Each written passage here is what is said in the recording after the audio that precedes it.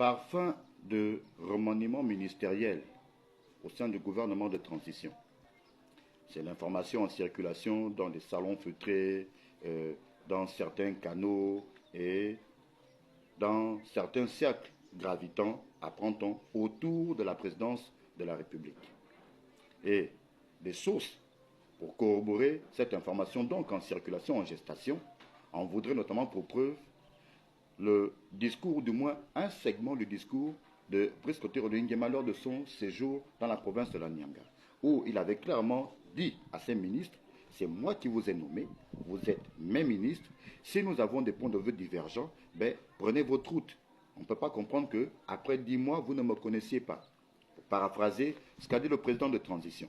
Depuis donc que cette idée de remaniement ministériel et même de remplacement total ou partiel des gouverneurs de province, des directeurs généraux d'agences nationales, etc. Depuis donc que cette information est en circulation, est en gestation, l'assaut au marabout gabonais étranger a repris de plus belle.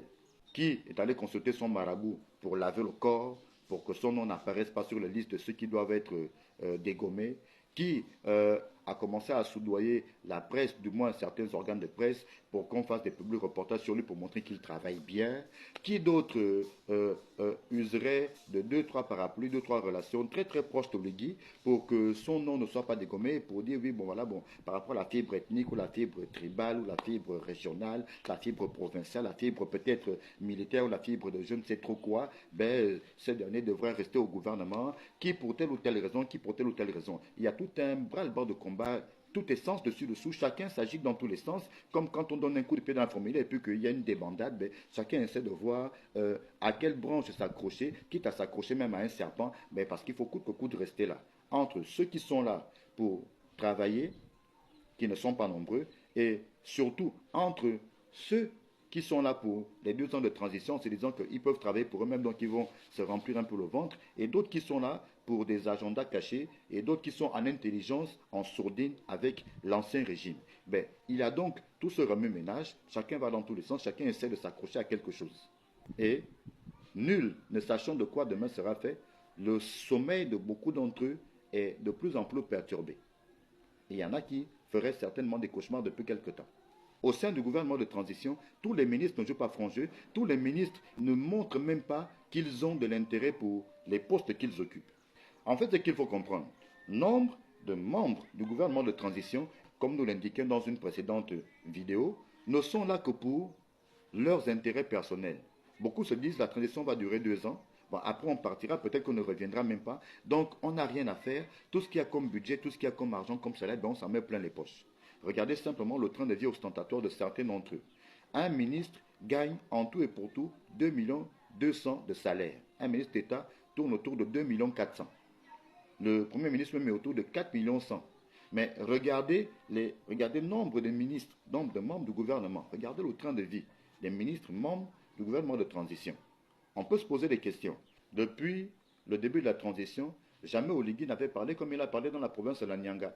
Et cette fois-ci, le ton s'est voulu martial, pour ne pas dire musclé. Beaucoup n'ayant pas vu venir, s'agiterait donc dans tous les sens et certains essaieraient de se donner un regain d'énergie pour essayer de faire quelque chose qui laverait leur image et les présenterait comme de fidèles collaborateurs. Dans tous les cas, la couleur a donc été annoncée lors du passage du président de transition dans la province de la Nyanga.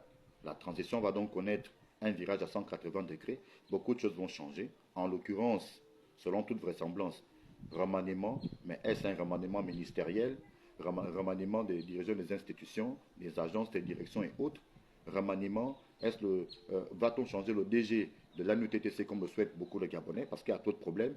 Va-t-on revoir enfin le Conseil national de la magistrature parce que là-bas aussi il y a trop de problèmes, beaucoup de dossiers pendant au tribunal où les innocents payent pour tout et rien? Va-t-on revoir au niveau des marchés publics, de la task force? Va-t-on revoir au niveau des transports, la Sougatra qui est en grève? Va-t-on revoir? Que va-t-on revoir exactement? Comment va changer la transition? Qu'est-ce qui va changer au juste? Est-ce au niveau des institutions? Qui va-t-on dégommer? Qui va-t-on virer? Et qui va-t-on nommer? On attend donc de voir ce que tout ceci va donner. Qui Oligui va-t-il enlever? Que va-t-il faire? Quelle décision va-t-il prendre? Qu'est-ce qui va être annoncé dans les prochains jours? Attendons de voir simplement ce qu'il en sera. Très bien, on avance.